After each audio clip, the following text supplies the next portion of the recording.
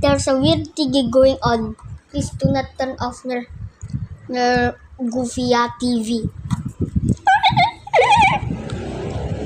Literally free to flip your Goofy button now. Wait a minute. Goofy civil authorities and weird civil authorities have issued a creature that just arrived from India. The second one is you have to fart now.